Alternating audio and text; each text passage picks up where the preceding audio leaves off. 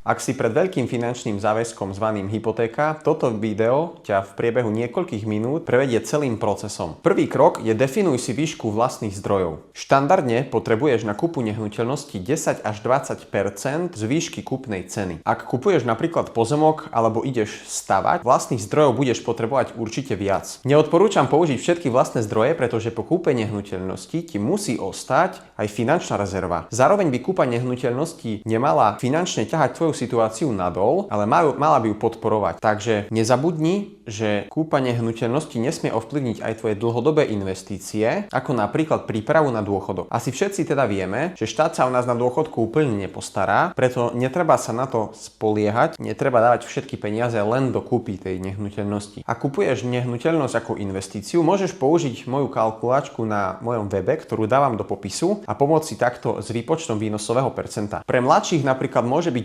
90% hypotéka lepšia, avšak znamená to aj to, že hypotéka bude vyššia. Čiže bude to mať horší vplyv na tvoj mesačný rozpočet, preto je veľmi dôležité si to vopred zohľadniť. Podľa môjho názoru nie je tiež zlé sa opýtať blízkych, konkrétne napríklad rodičov, či vám vedia s touto kúpou pomôcť. Ak ti však ešte po kúpe nehnuteľnosti nejaké zdroje ostanú a nevyužiješ ich ani napríklad na zariadenie, čo je bežná prax, tak samozrejme vieš využiť ešte aj predčasné splatenie hypotéky bez poplatku, ktoré už rozoberám potom v ďalšom videu. Krok číslo 2 je prepočítaj si hypotéku predtým, než ideš na obhliadky. Konkrétne hovorím to preto, lebo každá banka má nejakého cieľového klienta. Niektorá banka môže inak vnímať podnikateľa a inak pracujúceho na trvalý pracovný pomer. Ak ideš kupovať len napríklad byt a máš príjem z trvalého pracovného pomeru, nemusí s tým byť žiaden problém a pravdepodobne môžeš to riešiť v každej banke. Jedna banka ti môže prepočítať príjem a výjsť z toho napríklad 3000 eur mesačne a druhá banka ti môže prepočítať príjem a môže ti výjsť príjem napríklad 1500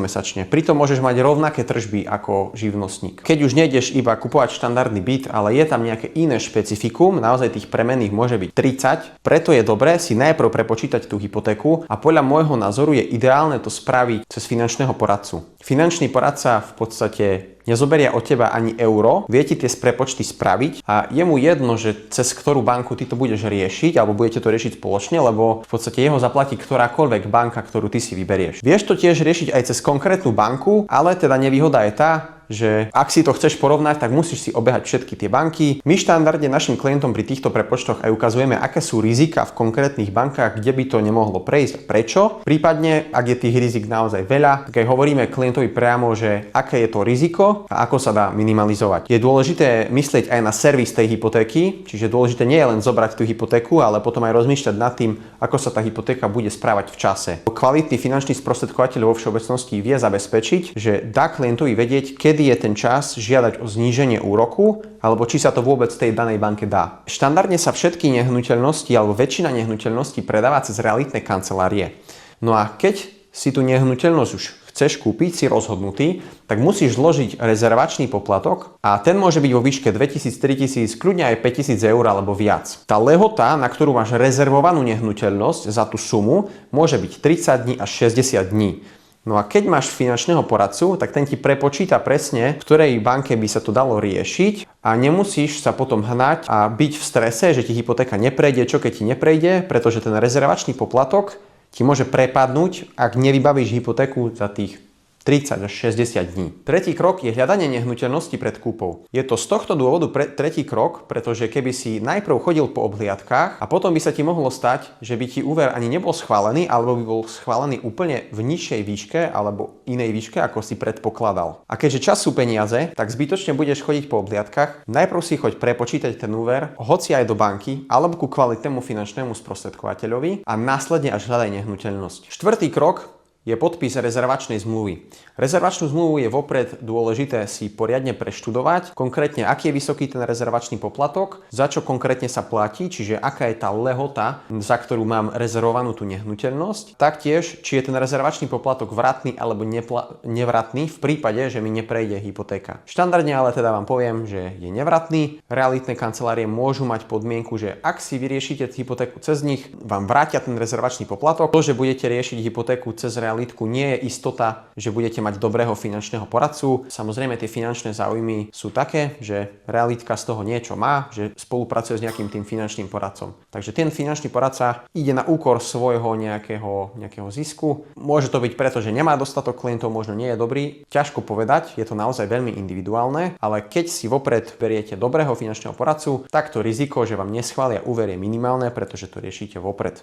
5. krok je žiadosť o hypotéku. Tento krok začína tým, že sa vyrieši ako prvý znalecký posudok. Znalecký posudok je dokument, ktorý sa vzťahuje ku nehnuteľnosti, ktorá sa zakladá v danú hypotéku. Znalecký posudok rieši súdny znalec, ktorého ty si vyberieš alebo ti ho odporúči realitný maklér. A tento znalecký posudok je dobré riešiť pokojne už v procese, kedy sa rieši rezervačná zmluva, a znalecký posudok sa vždycky platí až potom, ako je tá rezervačná zmluva podpísaná.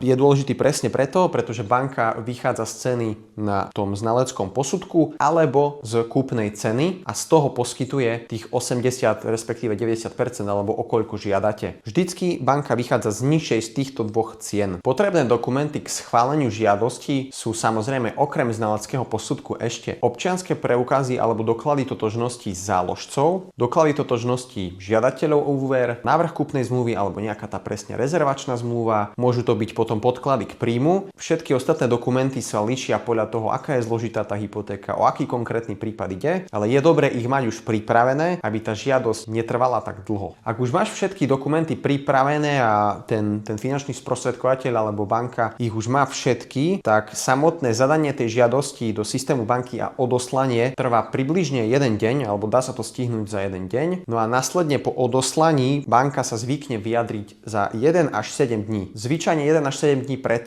pretože záleží, aký je to zložitý proces, záleží, či napríklad nie sú Vianoce, vtedy sa to zvykne počas sviatkov predĺžiť. Taktiež, ak banka nemá vopred všetky potrebné dokumenty a musí si potom znova dodatočne pýtať dokumenty, tak sa to pokojne môže predĺžiť o ďalšie dni. Krok číslo 6. Podpisy k budúcej nehnuteľnosti. Takže po schválení hypotéky je prvým krokom podpísať kúpnu zmluvu. Kúpna zmluva sa dohaduje jej podpis s realitkou alebo s predávajúcim a sú tam naozaj spísané všetky zodpovednosti oboch zmluvných strán. Následne sa zmluvné strany teda stretnú v banke a potom žiadatelia o hypotéku podpisujú konkrétne úverovú zmluvu. V banke sa prejde presne každá kolónka úverovej a záložnej zmluvy a súčasťou úverovej zmluvy je aj európsky štandardizovaný formulár, čo je veľmi zjednodušená úverová zmluva, koľko presne na úrokoch preplatíš, a taktiež je prílohou aj splátkový kalendár, kde si vieš pozrieť, ako sa ti delí tvoja splátka na úrok a istinu. Chcel by som ešte zdôrazniť, že k hypotéke nemusíš mať životné poistenie cez banku, aj keď sa to niekedy na pobočkách tak predáva. Kedy sa v bankách zvykne hovoriť, že k hypotéke musíte mať aj životné poistenie, aby banka vedela, že ho budete vedieť tú hypotéku splácať, že ste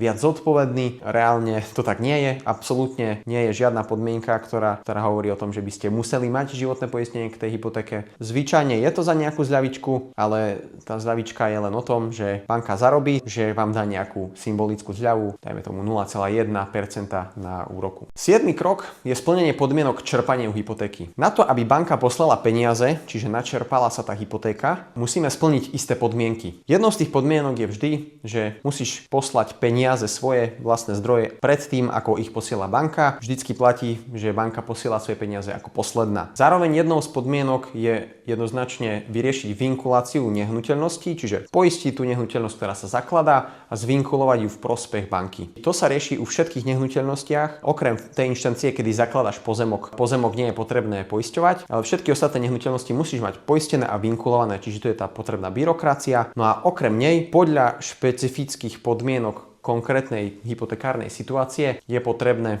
ešte splniť to, čo ti banka presne povie. Zároveň je potrebné ešte vyriešiť kataster. To za teba buď vyrieši finančný sprostredkovateľ, alebo to ideš riešiť sám, aby tá hypotéka mohla byť načerpaná. Ak splníš všetky podmienky banky na čerpanie hypotéky, tak už teda banka posiela peniaze. Takže gratulujem, prešli sme si všetkých 7 krokov, až od toho určiť si presne, koľko vlastných zdrojov potrebujem, spraviť si nejaký prepočet hypotéky, urobiť si nejaké porovnanie bank, hľadať tú nehnuteľnosť, nájsť ju, zarezervovať, schváliť hypotéku a načerpať prostriedky. Ak prejdeš týmito krokmi, tak ti potom zaželám, že si sa úspešne zadlžil. Sradujem, že si teda úspešne kúpil svoju prvú nehnuteľnosť. Následne teda môžeš, nie že pokojne spávať, ale podľa mňa zodpovedne spávať, ak si naozaj stanovil všetky kroky správne a že to prešlo bez akýchkoľvek nejakých problémov. Ľudia, si toto video aj spoznámkuj, prejdi a spíš si nasledovné kroky a je určite lepšie si ho pozrieť viackrát a